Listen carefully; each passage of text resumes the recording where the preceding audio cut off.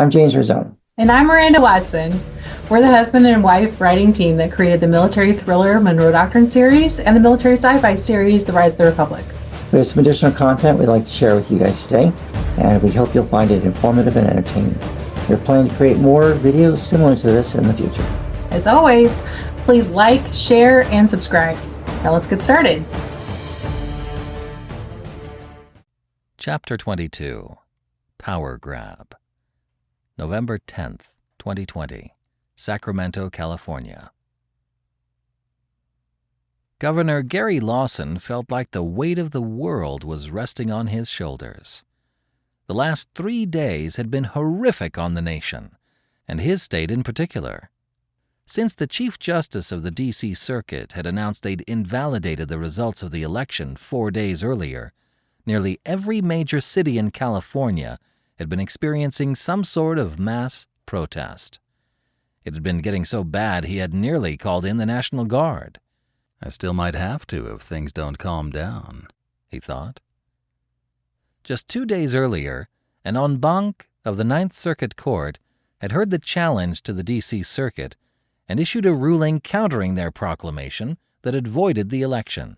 An en banc of the Second, Third, Sixth, and Seventh Circuits also sided with the Ninth in their ruling, overturning the D.C. Court's ruling. In the absence of a Supreme Court, the Chief Justices of the 5 circuit courts issued a statement that their collective conclusions overrode the decision issued by the D.C. Circuit, and thereby ordered the 50 Secretaries of States to move forward with certifying Senator Marshall Tate as the 46th President of the United States. That same day, Congresswoman Harriet Miller of his home state had been deposed as the Speaker of the House when she'd refused to side with Senator Tate. She was quickly replaced by the House Judiciary Chairman, Timothy Bork from New York, who immediately sided with the circuit judges and further stated that only Congress had the authority to change the date and time of presidential elections. As such, he declared that Congress did not recognize the president's executive order to change the date of the election as lawful. He declared that the election that had just been held stood. Following that whirlwind of activity, the Democratic governors had collectively agreed that they would support the Ninth Circuit's decision and that of the new Speaker of the House, despite the outcries by Republicans, the D.C. Circuit justices, and the President. Governor Lawson sipped on his cup of coffee as he mulled over the tumultuous events of the last several days. Then he turned his attention back to preparing for his speech later that day. This could be one of the most important speeches of his political career. He was about to fire a shot across the bow to the current administration, a shot meant to get them to stop this self-created constitutional crisis they were brewing and work together in moving past the election and healing the country.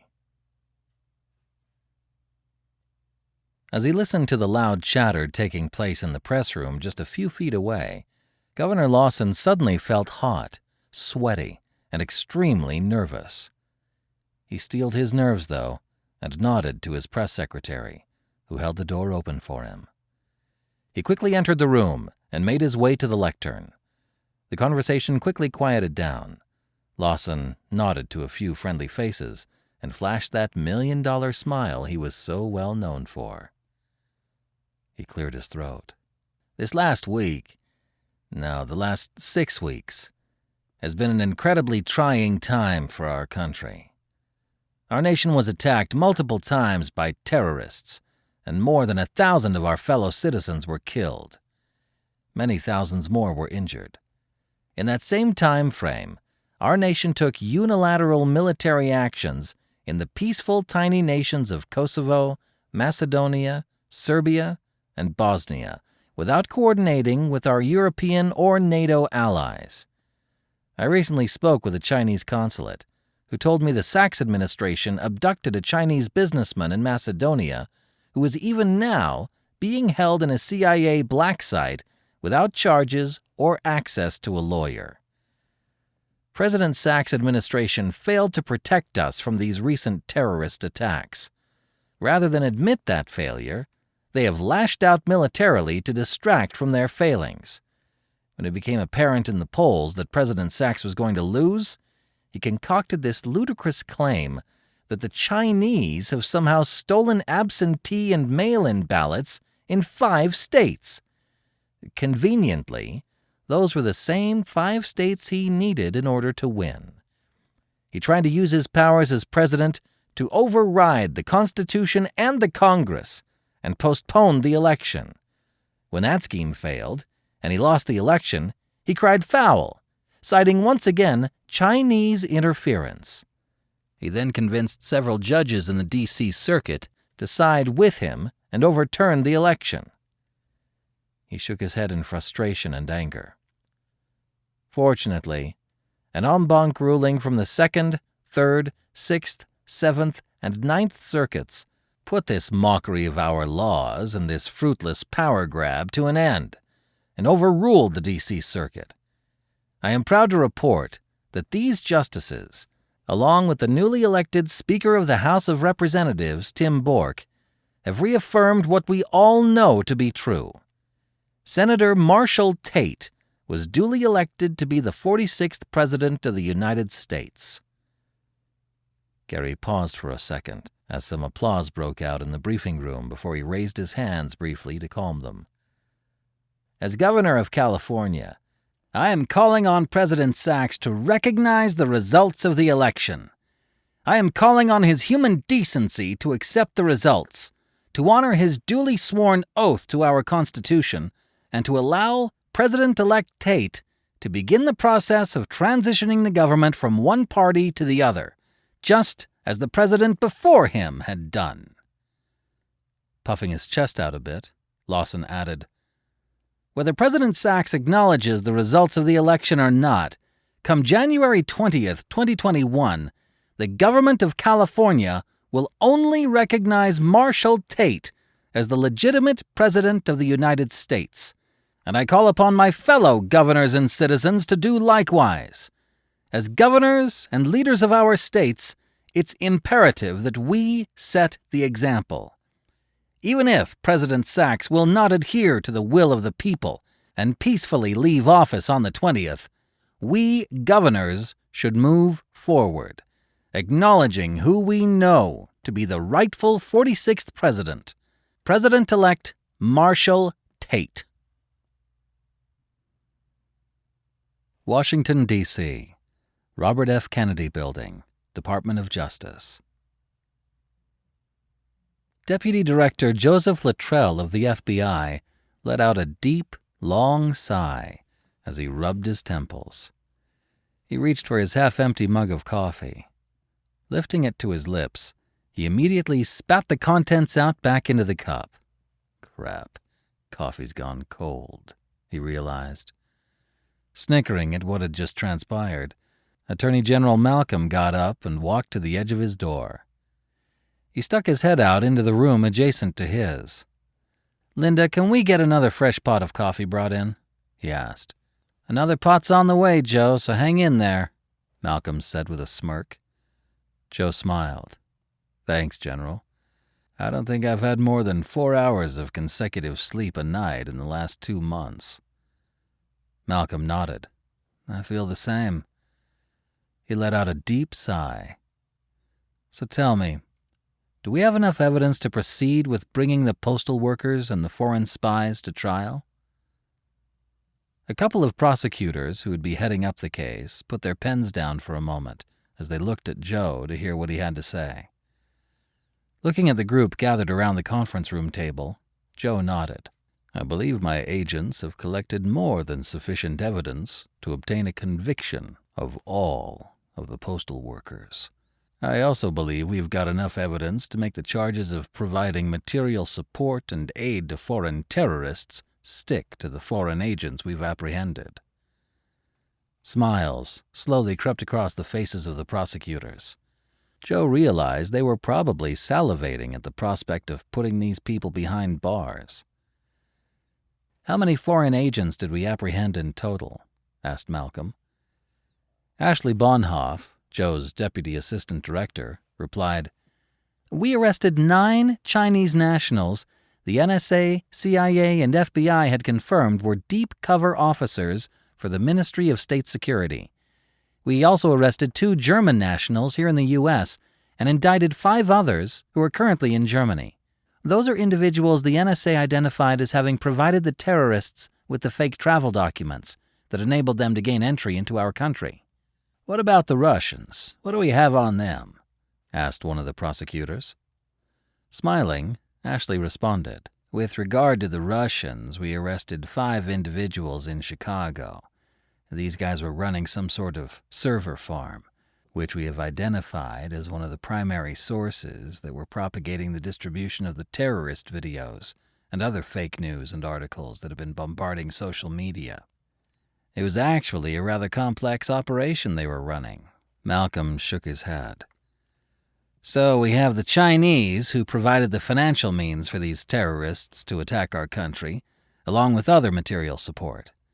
The Germans, or at least a rogue element in their government, provided them with the travel documents to go through our security and into the country. And then the Russians took the videos of the attacks and weaponized them on social media in what I can only call an attempt to hack people's minds and turn every one of us against each other. Does that about sum it up, Joe?" Joe smiled. "That's about the most concise analysis I think I've heard, Mr. Attorney General." Malcolm grunted, more to himself than anyone else. "Then here's what I want from the FBI, Joe. I want you to essentially write up what I just said, lay out the case as best you can, and present that in a briefing tonight at 5 p.m. We have to get the rest of this information out to the public and keep them informed. Things are starting to spiral out of control, and we need to keep the public on our side." A moment later, everyone's phones began to buzz. Looking at his own phone, Joe saw a short message that said he needed to turn on the news immediately. He quickly grabbed the TV remote and flipped it on. Everyone in the room then watched as Governor Gary Lawson unloaded on the administration and then announced that come January 20th, his state would no longer recognize the Sachs administration's authority or power. "What the hell?" thought Joe. Turning to one of his aides, Malcolm asked, "Why weren't we told the other circuits had issued a ruling countering the D.C. circuit? When did this happen?" At that moment, another aide walked in hurriedly with a stack of papers. "Mr. Attorney General, I just received these rulings from the 2nd, 3rd, 6th, 7th, and 9th Circuit Courts, invalidating the D.C. Circuit's ruling," she said, out of breath and apparently oblivious to the fact that they had just heard the same information in an ongoing news conference the governor of California was still holding. He reached for the papers. "I want to read the full text of the rulings for myself," he said. He began flying through the paperwork. Malcolm had achieved a reputation for speed reading and somehow catching all the nuances of legalese at the same time. When he had finished reading, he placed the papers on the table for the others to read as well. Looking at the AG, Joe asked, "What do we do now?" Washington, D.C., White House. It was nearly 9 p.m. by the time the president was finally able to convene his key cabinet members. They were still trying to digest what the en banc rulings of the 5 of the 13 circuit courts meant, and if what they ruled was technically legal. "What we need is a Supreme Court to make a final, nonpartisan ruling, but that is clearly not going to happen. So what do we do instead?" asked Sachs. "You declare martial law, and we move forward with your original intent of holding the presidential election on Monday, January 4th, announced the Attorney General. "If people still want to vote against you, then they can, and it'll be fair and free from foreign interference." His statement caught many by surprise. "Do you realize the firestorm such a proclamation is going to rain down on this administration?" said the Treasury Secretary, shaking his head. "Do you have any idea how it'll affect the markets once the president says this?" "What alternative do we have?" asked Patty Hogan, running her fingers through her hair. "If we don't stand up to this now and restore order in the country, then we'll never recover. As it is, we have mass protests and rioting taking place in nearly every major city in the country. We have to regain control of the situation now before it spirals any further beyond our ability to control it." Clearing his throat to be heard, the Secretary of Defense added, "Let's not forget that a foreign power not only interfered in our election, they also facilitated multiple terrorist attacks inside our country. Under the previous Bush doctrine, we would be bombing these countries for their part in this attack against our country." Secretary McElroy paused for a moment as he surveyed the room, looking each of them in the eye for the briefest of moments before continuing. "This, what's happening right now, is exactly what the enemy wants. They want us to doubt ourselves. They want us to capitulate to public pressure and accept that they have won." McElroy then slammed his hand down on the table, jarring everyone. "We cannot allow this to stand. If we have to declare martial law to gain control of the major cities and ensure we have a free and fair election, then by God, we need to do it." The others in the room sat there for a moment, letting his words soak in.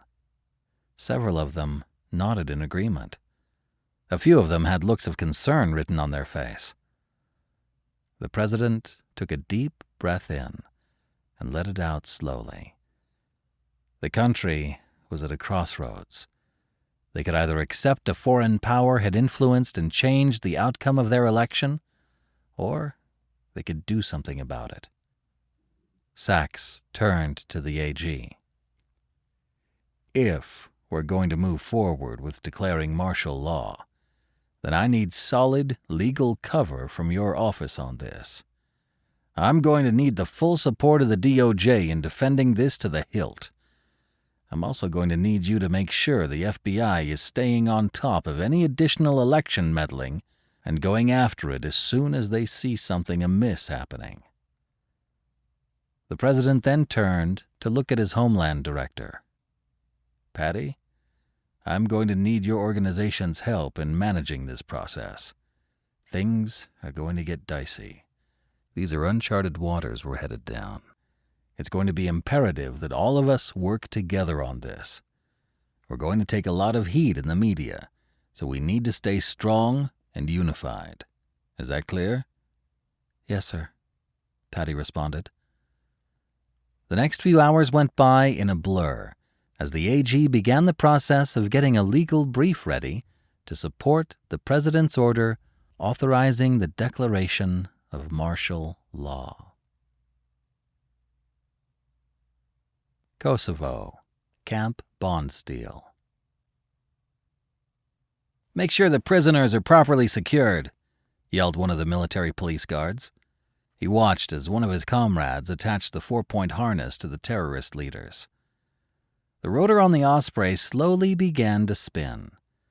It would be a short helicopter ride to Pristina International Airport, where a C-17 Globemaster was fueled and waiting for them. The prisoners, along with most of the soldiers of this impromptu task force, were heading back to the U.S. They were going to make one refueling stop in England and would then continue on to Pope Field, formerly Pope Air Force Base, before being absorbed and managed by the Army.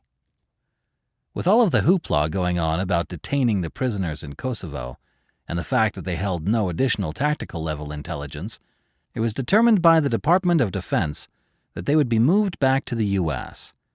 They'd then be handed over to the Department of Justice to be formally charged and prosecuted for their part in the 3 different terrorist attacks leading up to the presidential election.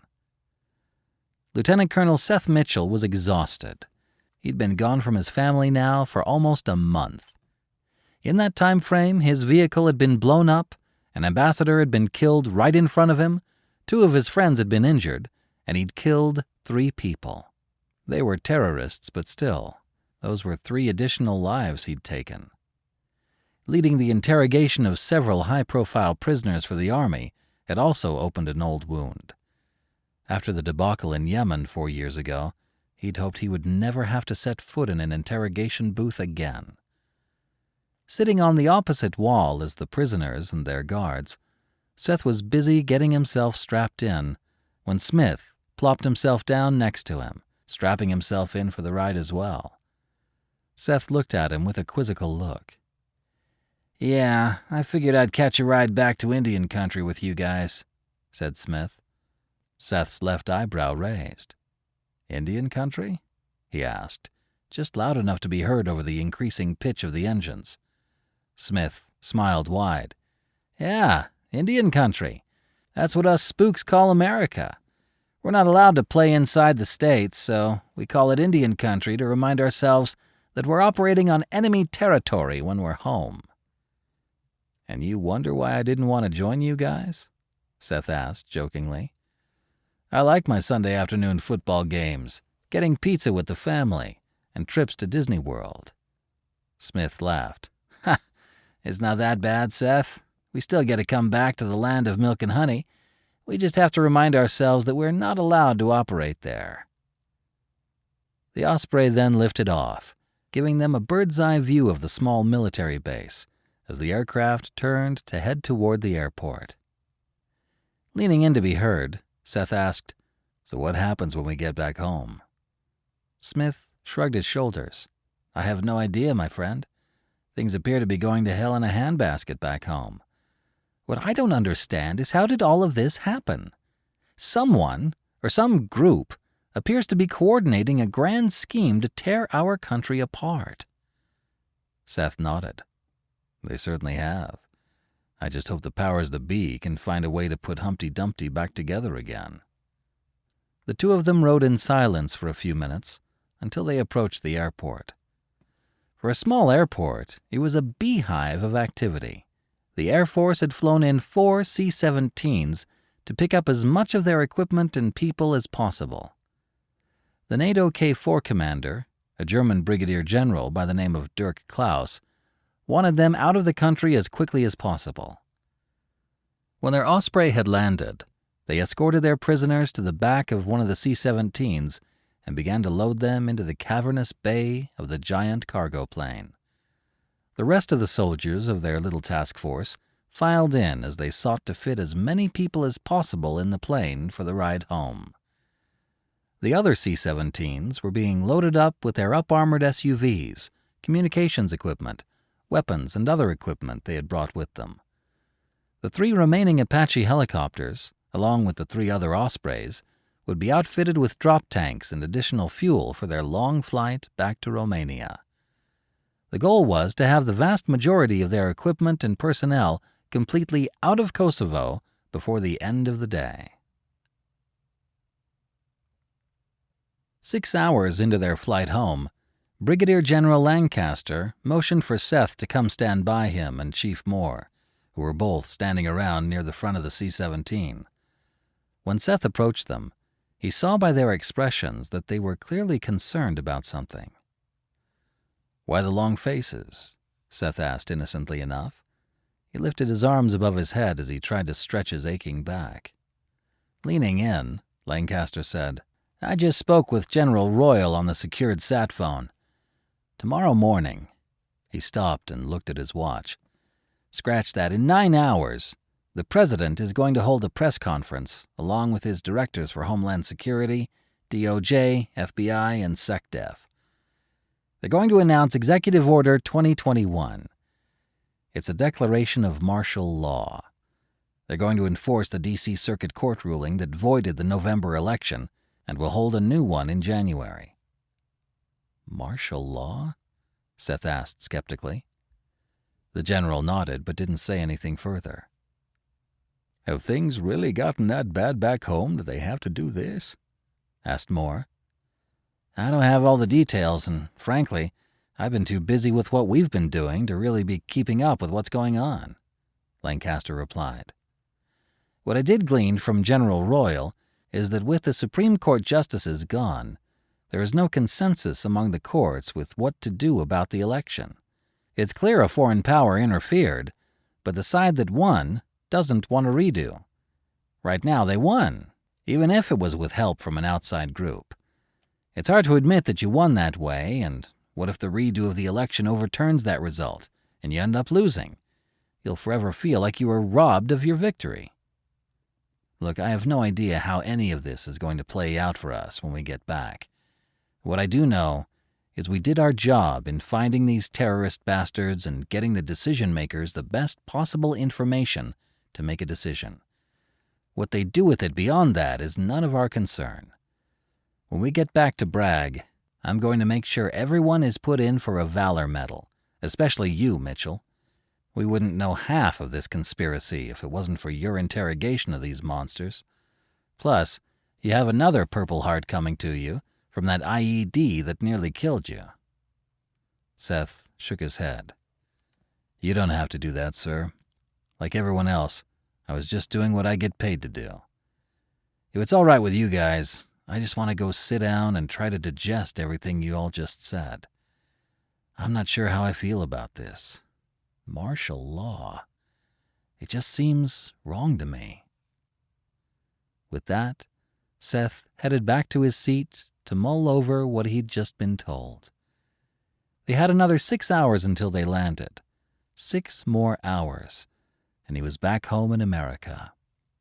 If things worked out, he might even be able to see his family before the end of the day. Chapter 23. Martial Law. November 11th, 2020. Cleveland, Ohio. Senator Marshall Tate's residence. It had been a long and grueling couple of days, so Marshall had taken the rare moment to sleep in past 7 a.m. and leisurely read a book for a few moments. Today was, after all, Veterans Day. The only thing he had on his docket to do was a wreath-laying ceremony at the local Veterans of Foreign Wars Memorial in town. Aside from that, his transition team had a number of folks they wanted his input on before they submitted them to the Senate Minority Leader to begin the process of coordinating their nomination package with the Majority Leader, a prospect none of them looked forward to after a brutal election where an en banc group of justices had to determine who won the presidency. The most important thing they'd have to address once he took office was selecting 9 Supreme Court justices. Obviously, he'd love nothing better than to place 9 liberal-leaning judges on the bench, but with a Republican-controlled Senate, that would be impossible, not to mention incredibly unpopular. He'd have to pick at least 4 conservative-leaning judges, but he'd make sure the makeup of the new court was decidedly liberal. Elections do have consequences, he thought. At 8:06 a.m., his smartphone began to blow up with text messages before vibrating, letting him know someone was trying to call.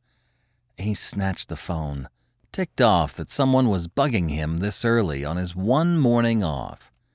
The caller ID told him it was his chief of staff, Jerome Powell. "This had better be good," Marshall said, in a tone that betrayed his frustration. "We have a huge problem, Marshall," said Jerome. "I'm on my way over to your house, but you need to get dressed.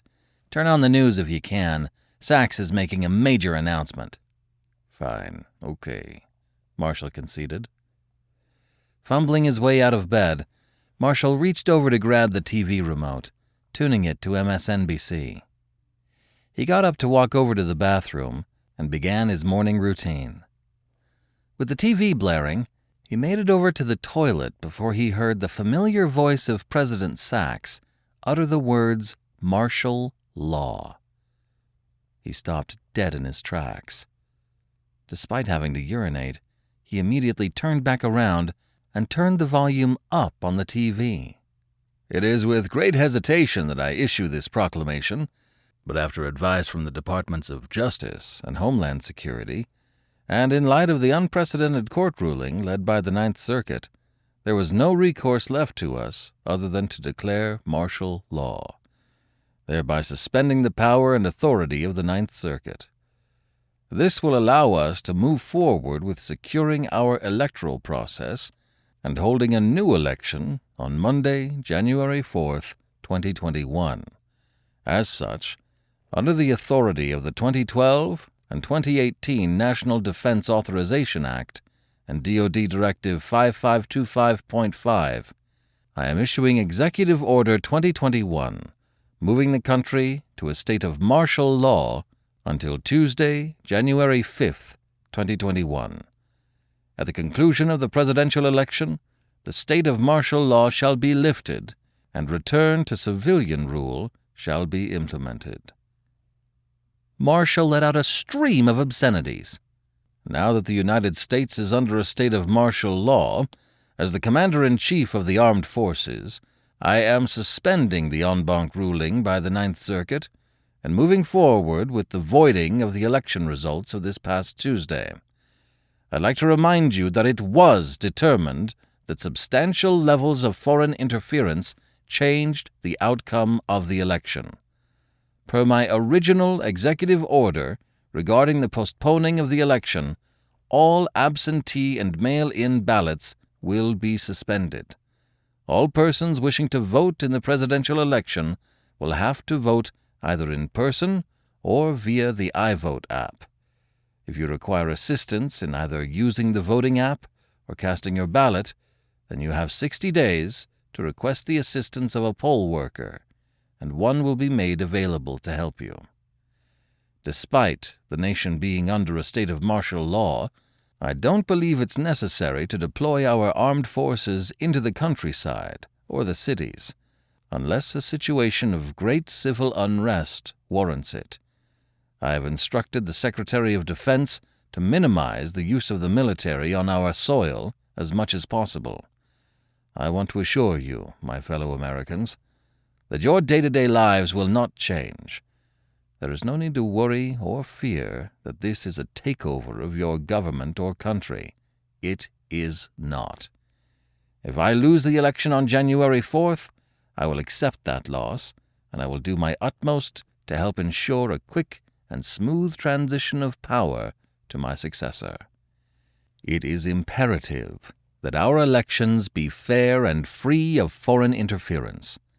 That was not the case of this past election, and if we are to trust future elections, we have to know that a foreign power was not involved in the direct suppression or outright theft of votes. There can be no finger placed on the scales of our republic. I will now step aside and allow the Attorney General to speak more to the legal case and justification for why we have declared a state of martial law. He will also tell you about the prosecution of more than 6 individuals who participated in this scheme. Marshall was about to let out another storm of curse words before his wife walked in, shocked to see that he already had the TV on and was watching the broadcast. Before she could say anything to him, he threw the remote at the TV, causing it to crack. Without a word, he headed into the bathroom to resume his routine of getting ready for the day. "Is there any cheese pizza left?" asked Jerome as he got up to walk over to the counter where 5 pizza boxes were still sitting.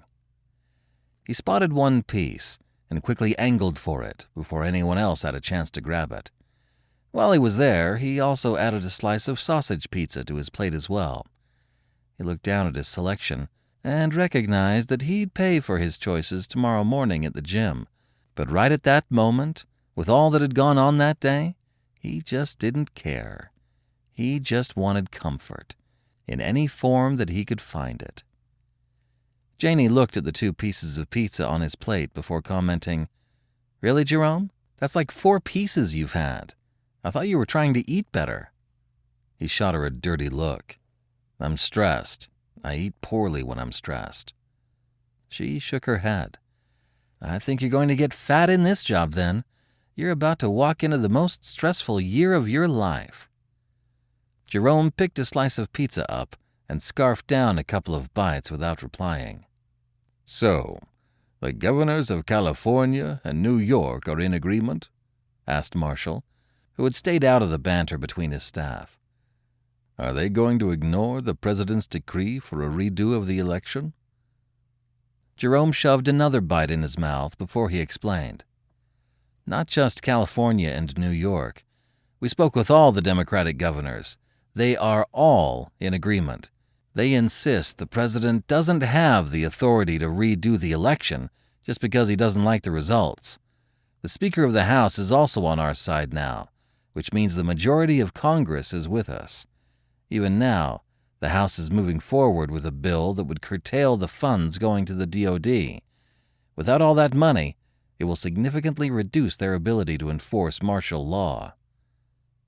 Marshall sighed. What happens next, then? If all these states are not going to recognize Sack's authority to do what he's doing, where do things go? Janie picked up this question. We're working on that. Right now, the plan is to hold some sort of unifying press conference in a couple of days with the governors and yourself.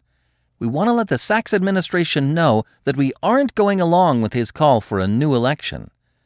The governors are going to say that they won't work with the administration to hold a new election, and that come January 20th, they will no longer acknowledge President Sachs as the duly elected president. They will only acknowledge your authority, and they are encouraging the other states to do so as well. Marshall nodded in approval. Then the die is cast, he said. We'll move forward with the transition and continue on as if today's proclamation never happened. Jerome and Janie nodded.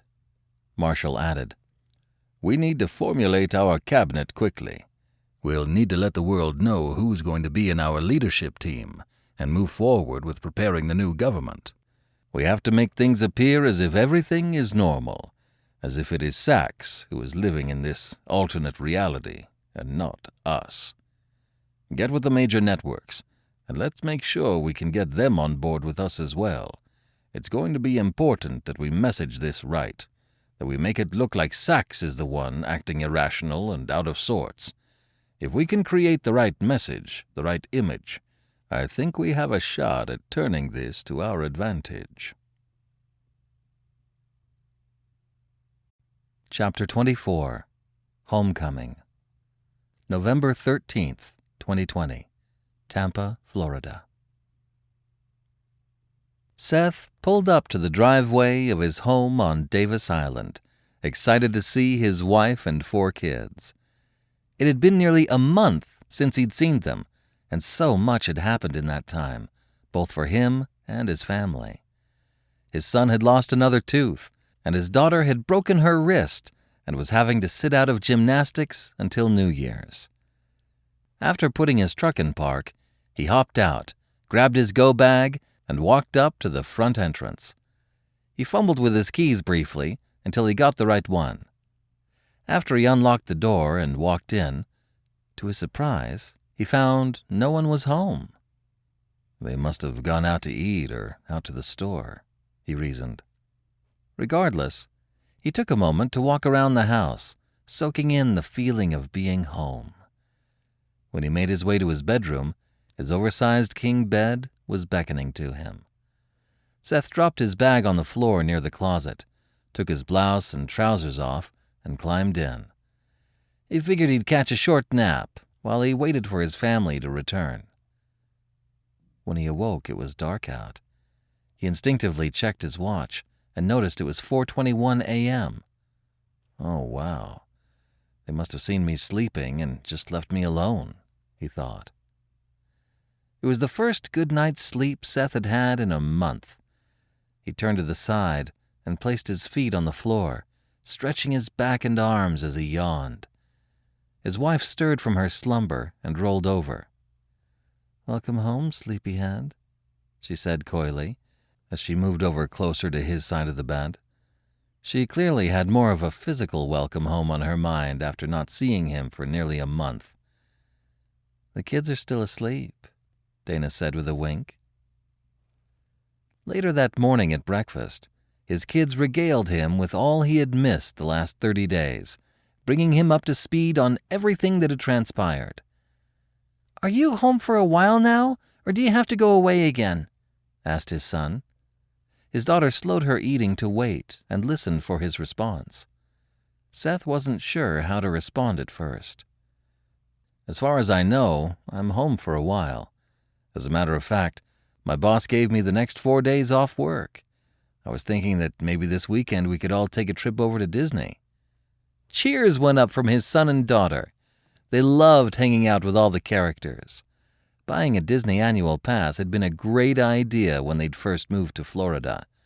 It had allowed them to tour the park without feeling rushed, like they had to pack everything in at once.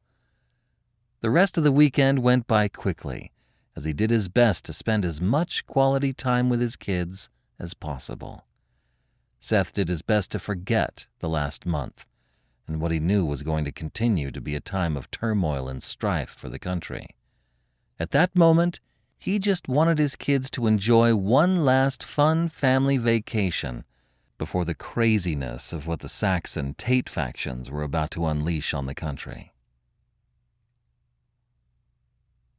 November 17th, 2020.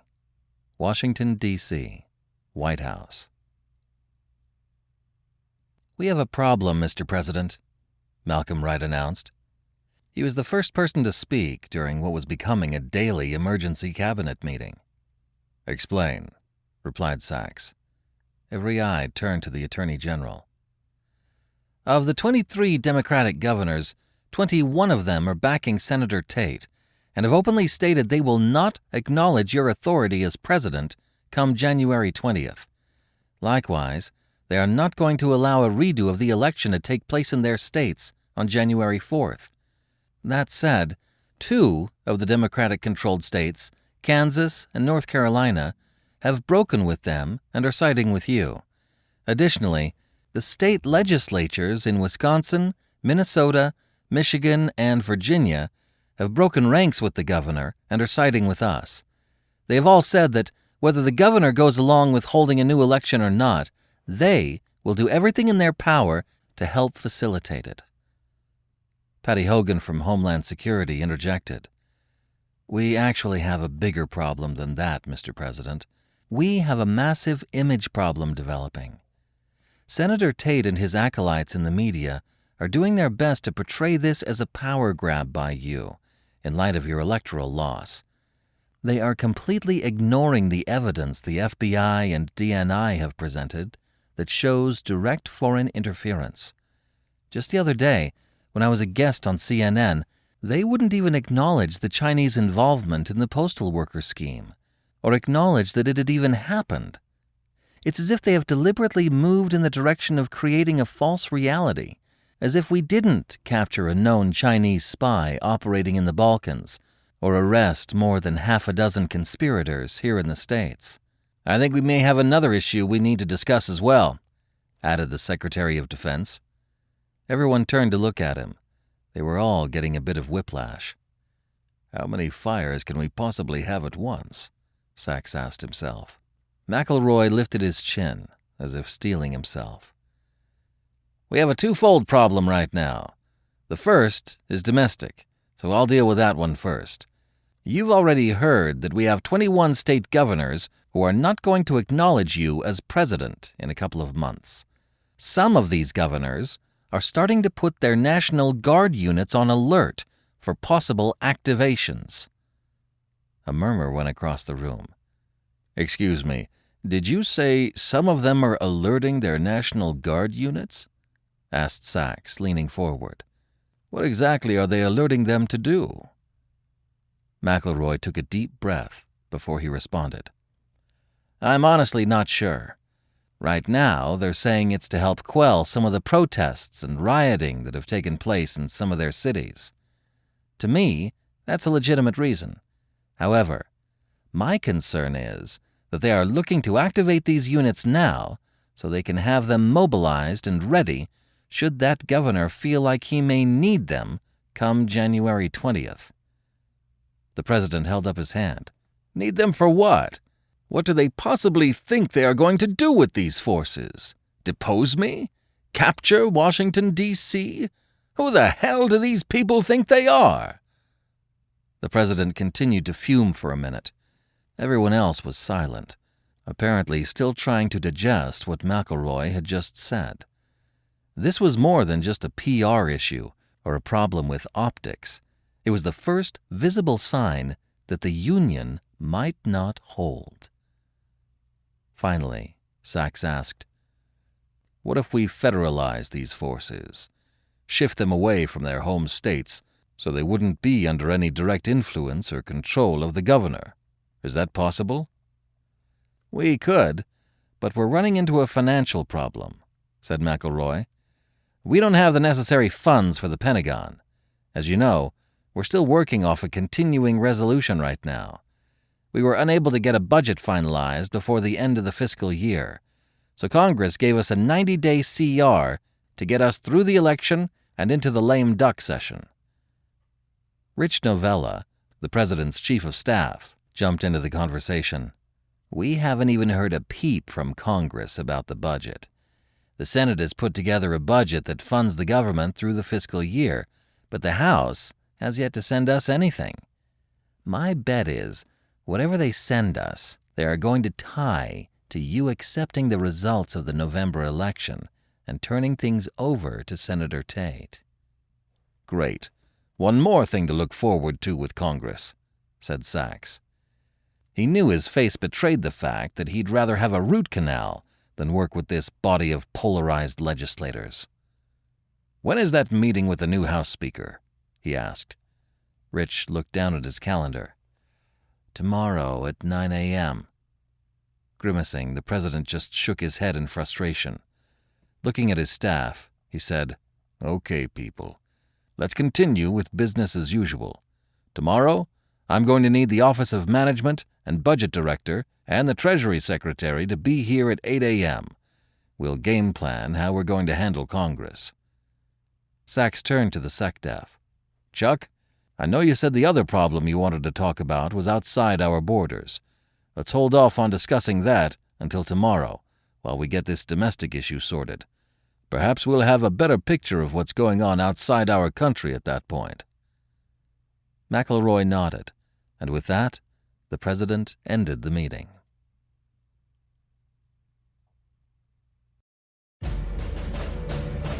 Thank you for watching our video. If you enjoyed it, don't forget to like, subscribe, and hit the notification bell so you'll never miss another video.